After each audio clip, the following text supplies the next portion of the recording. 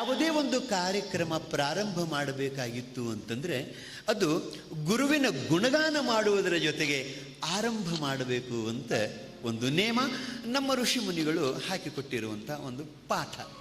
ಅದಕ್ಕನುಸಾರವಾಗಿ ಇವತ್ತಿನ ಕಾರ್ಯಕ್ರಮ ಗುರುವಿನ ಗುಣಗಾನ ಮಾಡುತ್ತಾ ಆ ಗುರುವಿನ ಕೃಪೆಯನ್ನು ಬಯಸುತ್ತಾ ಕಾರ್ಯಕ್ರಮವನ್ನು ಆರಂಭ ಮಾಡ್ತಾ ಇದ್ದೇವೆ. ಒಬ್ಬ ಸಾಧಕನಿಗೆ ಪ್ರಪಂಚ ಮಾಡುವುದರ ಜೊತೆಗೇನೆ ಪರಮಾರ್ಥವನ್ನು ಮಾಡಿ ಈ ಬದುಕನ್ನು ಸಾರ್ಥಕ ಮಾಡ್ಕೋಬೇಕು ಅಂತಿದ್ದ ಅಂತಂದರೆ ಆ ವ್ಯಕ್ತಿಗೆ ಒಬ್ಬ ಶ್ರೇಷ್ಠ ತತ್ವಜ್ಞಾನಿಯಾದಂಥ ಒಬ್ಬ ಸಮರ್ಥನಾದಂಥ ಗುರುವಿನ ಮಾರ್ಗದರ್ಶನದ ಅವಶ್ಯಕತೆ ಇದೆ. ಗುರುಕೃಪಾ ಬಹಳ ಮುಖ್ಯವಾದದ್ದು.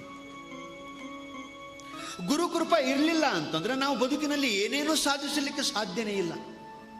ನಮಗೆ ಚಂದಂಗ ಪ್ರಪಂಚ ಮಾಡೋಕ್ಕೂ ಬರಂಗಿಲ್ಲ, ಇನ್ನು ಪರಮಾರ್ಥ ದೂರ ಉಳಿತು. ಗುರುಕೃಪಾ ಬಹಳ ಮುಖ್ಯವಾದದ್ದು.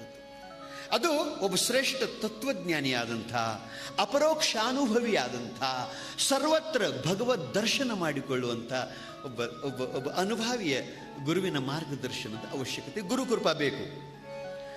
ಇನ್ನು ಗುರುಕೃಪಾ ಬೇಕ ಅನ್ನುವ ವ್ಯಕ್ತಿ ಹೆಂಗಿರಬೇಕು ಅದು ಅಷ್ಟೇ ಮುಖ್ಯವಾದದ್ದು. ಈಗ ನಮಗೆ ರೋಗ ಬಂದಾಗ ಚಿಕಿತ್ಸೆ ಮಾಡುವಂಥ ಒಬ್ಬ ಡಾಕ್ಟರ ಜಾಣನಿರಬೇಕು, ಶಾಣ್ಯ ಇರಬೇಕು, ನಮ್ಮ ರೋಗನ್ನು ಗುರುತಿಸಬೇಕು ಅಂತ ನಾವು ಬಯಸ್ತೀವಿ. ಶೀಘ್ರ ನಮ್ಮನ್ನು ವಾಸಿ ಮಾಡಬೇಕು ಅಂತ ಬಯಸ್ತೀವಿ. ಡಾಕ್ಟರ್ ಶಾಣ್ಯ ಇರಬೇಕು ಅಂತ ಬಯಸ್ತೀವಿ. ಡಾಕ್ಟರ್ ಶಾಣ್ಯ ಇರಬೇಕು, ಇದು ಸರಿ. ಡಾಕ್ಟರ್ ಹೇಳಿದಂಗೆ ಪತ್ತೆ ಮಾಡೋನು ಬೇಕಲ್ರಿ. ಡಾಕ್ಟರ್ ಹೇಳಿದಂಗೆ ಪತ್ತೆ ಮಾಡಲಿಲ್ಲ ಅಂದ್ರೆ ಅವ ದೌಡ ನಾಪತ್ತೆ ಆಗಿ ಹೋಗಿಬಿಡ್ತಾನೆ, ಅವ ಬೇಪತ್ತೆ ಆಗಿ ಹೋಗಿಬಿಡ್ತಾನೆ. ಅದಕ್ಕೆ ಗುರುಕೃಪಾ ಬೇಕನ್ನುವ ಸಾಧಕನೂ ಕೂಡ ಹೆಂಗಿರಬೇಕು ಅನ್ನೋದು ಕೂಡ ಅಷ್ಟೇ ಮುಖ್ಯವಾದದ್ದು. ಅದು ಕೂಡ ಈ ಪದ್ಯದಲ್ಲಿ ಬರ್ತಾ ಇದೆ. ಅದಕ್ಕೆ ಬರೀತಾರೆ ಒಬ್ಬರು, ಗುರುವಿನ ಕರುಣೆಯು ಆಗಬೇಕಾದರೆ ಅದು ಯಾರ ಮೇಲ್ರಿ? ನಮ್ಮೆಲ್ಲರ ಮೇಲಿಪ್ಪ. ಇನ್ನೊಂದು ನಮ್ಮ ಉತ್ತರ ಕರ್ನಾಟಕದ ಭಾಷೆ ಅದು ಎಷ್ಟರ ಮಟ್ಟಿಗೆ ತಮಗೆ ಹಿಡಿಸ್ತದನೋ ಇಲ್ಲೋ ಗೊತ್ತಿಲ್ಲ, ಆದರೂ ನಮ್ದು ನಾವು ಬಿಡಂಗಿಲ್ಲ. ಅದು ಒಂದು ಭಾಷೆಯ ವೈಶಿಷ್ಟ್ಯ. ಭಿನ್ನ ಭಿನ್ನ ದೇಶಗಳಲ್ಲಿ, ಕ್ಷೇತ್ರಗಳಲ್ಲಿ ಅದು ಹ್ಯಾಂಗ ಮೂಡಿ ಬರ್ತೈತಿ ಅನ್ನೋದು ಕೂಡ ನೋಡಿ ಕೇಳಿ ಆನಂದ ಪಡುವಂಥ ಒಂದು ಪ್ರಸಂಗ ಇದು. ಹೀಗಾಗಿ ನಮ್ಮೆಲ್ಲರ ಮೇಲೆ ಗುರುಕೃಪಾ ಬೇಕು. ನಮ್ಮೆಲ್ಲರ ಮೇಲೆ, ಎಲ್ಲರ ಮೇಲೆ. ಈ ಹುಟ್ಟು ಸಾವುಗಳೆಂಬ ಭವದ ಬಂಧನದಿಂದ ಬಿಡುಗಡೆ ಹೊಂದಬೇಕು ಅಂತ ಯಾರು ಬಯಸ್ತಾರೋ, ಜೀವನದೊಳಗ ಪರಮ ಶಾಂತಿಯನ್ನ ಪಡಿಬೇಕು ಅಂತ ಯಾರು ಬಯಸ್ತಾರೋ, ಪರಮಧಾಮವನ್ನು ಸೇರಬೇಕು ಅಂತ ಯಾರು ಬಯಸ್ತಾರೋ ಅಂಥವರ ಮೇಲೆ ಗುರುಕೃಪಾ ಬೇಕು. ಅದಕ್ಕೆ ಗುರುವಿನ ಕರುಣೆಯು ಆಗಬೇಕಾದರೆ ಏನು ಮಾಡ್ಬೇಕ್ರಿಪ್ಪ? ಗರ್ವವ ಬಿಡಬೇಕು ಮೊದಲು. ನಾನು ಗರ್ವ ಬಿಡಬೇಕು. ಗರ್ವವ ಬಿಡಬೇಕು. ಅಲ್ರಿಪ್ಪ, ಈ ಗರ್ವ ಒಂದು ಬಿಟ್ರೆ ಸಾಕೇನ್ರಿ, ಉದ್ಧಾರ ಆಗ್ತೀನೇನ್ರಿ ನಾನು? ಇಷ್ಟಕ್ಕೆ ಮುಗಿಲಿಲ್ಲ. ಇನ್ನು ನೀವು ಬಿಡ್ಬೇಕಾದದ್ದು ಬಹಳ ಅದಾವಪ್ಪ. ಇನ್ನು ಅವನ್ನೆಲ್ಲ ಒಂದು ಲಿಸ್ಟ್ ಕೊಟ್ಟು ಬಿಡ್ತೀವಲ್ಲ ನಾವು. ಲಿಸ್ಟ್ ಕೊಡ್ರಿಲ್ಲ ಈ ಪದ್ಧತಿ ತುಂಬಾ ಏನ್ ಬಿಡ್ಬೇಕನ್ನೋ ಲಿಸ್ಟ್ ಕೊಡ್ರೆ ಆಮೇಲೆ ನಾವು ವಿಚಾರ ಮಾಡಿ ನೋಡ್ಕೊಂಡು ಬಿಡ್ತೀವ. ಒಂದು ಅಲ್ಲ, ಬಿಡಬೇಕಾದದ್ದನ್ನೆಲ್ಲ ಬಿಡಬೇಕು ಅಂತಂದಾಗ ಅವನ್ನೆಲ್ಲ ಬಿಟ್ಟು ಬಿಡ್ಬೇಕು. ನೀವು ಎಲ್ಲಾನು ಬಿಡ್ತೀರಿ, ಒಮ್ಮೆ ಬಿಡಕ್ ಆಗುದಿಲ್ಲ, ಒಂದೊಂದು ಬಿಡ್ತೀವ ಅಂತ. ಹಂಗೂ ಆಗಬಹುದು. ಅದು ಉರುತರ ಸುಖವನು ಪಡೆಯಬೇಕಾದರೆ.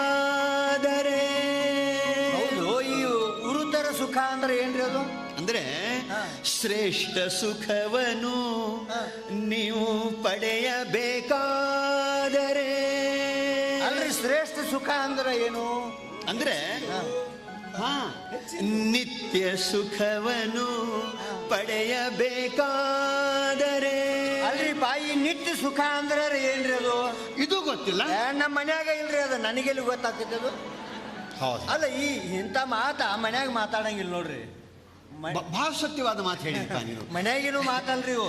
ಹೌದು ಹೌದು ಹೌದು. ಅದಕ್ಕೆ ಅದಕ್ಕೆ ನಮ್ಗೆ ಗೊತ್ತಾಗಂಗಿಲ್ಲ. ನಿಮಗೆ ತಿಳಿಯುವಂಗೆ ಹೇಳ್ಬೇಕಂದ್ರೆ ಮೋಕ್ಷ ಸುಖವನು ನೀವು ಪಡೆಯಬೇಕಾದರೆ, ಆದ್ರೆ ಮೋಕ್ಷ ಮುಕ್ತಿ ಅಂತ ಸ್ವಾಮೀಜಿ ಅವರು ಶ್ರಾವಣ ತಿಂಗಳದಾಗ ಹೇಳ್ತಿರ್ತಾರೆ, ಶ್ರಾವಣ ಮಾಸದೊಳಗೆ. ಹೌದಲ್ರಿ? ಅದೇ ಶ್ರಾವಣದಾಗ ಅಷ್ಟ ಹೇಳ್ತಾರೇನು ಅವ್ರು? ಅಲ್ರಿ, ನಾ ಕೇಳೋದು ಶ್ರಾವಣದಾಗ ಅಷ್ಟೇ.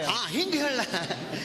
ನೀನು ಆಶ್ರಮಕ್ಕೆ ಮಠಕ್ಕೆ ಶ್ರಾವಣದೊಳಗೆ ಹೋಗಿರಬಹುದು, ಅವ್ರು ಹೇಳೋದು ದಿನಾಲು ಹೇಳ್ತಿರ್ತಾರ. ಅಲ್ಲಿ ಕೇಳೋದಪ್ಪ ಅಂದ್ರೆ ಅದು ಶ್ರಾವಣ ಮಾಸ ಒಂದಲ್ರಿ, ಯಾವತ್ತೂ ಶ್ರವಣ ಮಾಡಬೇಕು. ಅದಕ್ಕೆ ಮೋಕ್ಷ ಸುಖವನು ಪಡೆಯಬೇಕಾದರೆ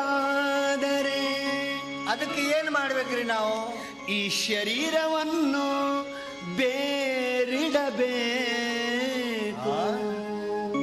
ಯಾರ್ದು? ನನ್ನ ಶರೀರ ನಾ ಬ್ಯಾರೆ ಇಡಬೇಕು. ನಿನ್ನ ಶರೀರವನ್ನು ನೀ ಬ್ಯಾರಿಡಬೇಕು.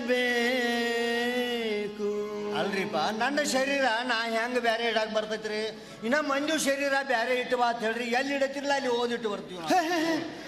ನೀ ಇನ್ನೊಬ್ಬರ ಶರೀರ ಬ್ಯಾರೆ ಇಡುವುದನ್ನು ಕಲಿಬೇಡಪ್ಪ. ನಿನ್ನ ದೇಹವನ್ನ ನೀನು ಬ್ಯಾರೆ ಇಟ್ಟು ಅದಕ್ಕೆ ಸಾಕ್ಷಿಯಾಗಿದ್ದು ನೋಡುವುದನ್ನ ಕಲಿ. ಇದು ಅಧ್ಯಾತ್ಮ, ಇದು ಗುರು ಹೇಳಿಕೊಡುವ ಗುಟ್ಟಿನ ಮಾತು. ಅಲ್ರಿ, ಹಂಗ ನಾ ಶರೀರ ಬ್ಯಾರೆ ಇಟ್ಟು ನೋಡ್ಲಾಕ್ ಬರ್ತೈತೇನ್ರಿ? ಅಂತ ಹೇಳಕತ್ತಾರ ಅವ್ರು. ಹೇಳ್ರಿ ಹೇಳ್ರಿ. ಅದ ಹೆಂಗ್ರಿ ಅದು? ನಮ್ ಶರೀರ ನಾವ್ ಬೇರೆ ಇಟ್ಟು ನೋಡುದು ಇಷ್ಟ ಹೋದಲ್ಲ. ಹೆಂಗ? ಕೈಯ ಕಾಲ ಕಡ್ದು ಕಡೆ ಕಿಡುದ ನೋಡ್ಕೋತ ನಿಂದ್ರು. ಹಂಗ ಮಾಡಿದೆಲ್ಲ ಹಂಗಲ್ಲ. ಇಲ್ಲೇ ಒಂದು ತತ್ವ. ನಮ್ಮ ನಿಮ್ಮೆಲ್ಲರ ಶರೀರ ಇದು ಪಂಚಮಹಾಭೂತಗಳ ಕಾರ್ಯ. ಮಣ್ಣಿನ ಕಾರ್ಯವಾದಂಥ ಈ ಗಡಿಗೆ ಮಡಿಕೆಗಳು ಹೆಂಗೆ ಮಣ್ಣಿನ ಕಾರ್ಯ ಅಂತ ಅನಿಸ್ಕೊತಾವೆ, ಮಣ್ಣಿನಿಂದ ಹುಟ್ಟಿದ್ದು. ಹಂಗೆ ಪಂಚಮಹಾಭೂತಗಳ ಕಾರ್ಯವಾಗಿರುವಂಥ ಈ ಘಟ, ಈ ಶರೀರ ನಾನೂ ಅಲ್ಲ, ಇದು ನನ್ನದೂ ಅಲ್ಲ. ಪರಮಾತ್ಮ ಇದೊಂದು ಉಪಾಧಿ ನಮ್ಮ ಉದ್ಧಾರಕ್ಕಾಗಿ ಕೊಟ್ಟಾನೆ ಹೊರತು ಈ ದೇಹ ನಾನು ಅಲ್ಲ, ಇದು ನನ್ನದು ಅಲ್ಲ. ಈ ದೇಹವನ್ನು ಎದುರಿಟ್ಟು ಅರಿಯುವಂಥ ಶುದ್ಧ ಅರುವೇ ನಾನಿದ್ದೇನೆ, ಬ್ರಹ್ಮಾಭಿನ್ನ ಪ್ರತ್ಯೇಕ ಆತ್ಮನೇ ನಾನಿದ್ದೇನೆ ಅಂಥೇಳಿ ಬ್ರಹ್ಮಾನುಸಂಧಾನ ಮಾಡು, ಆತ್ಮಾನುಸಂಧಾನ ಮಾಡು ಅಂತ ನಾವು ಹೇಳಕತ್ತೀವಿ. ಕೈಕಾಲು ಕಡ್ದು ಬ್ಯಾರೆ ಇಟ್ಟು ನೋಡುದು. ಹಿಂಗಾಗಿ ನಮ್ಮ ವೇದಾಂತ ಸರಿಯಾಗಿ ಜನ ತಿಳ್ಕೋವಲ್ರಿ. ಅದಕ್ಕೆ please subscribe, like and share.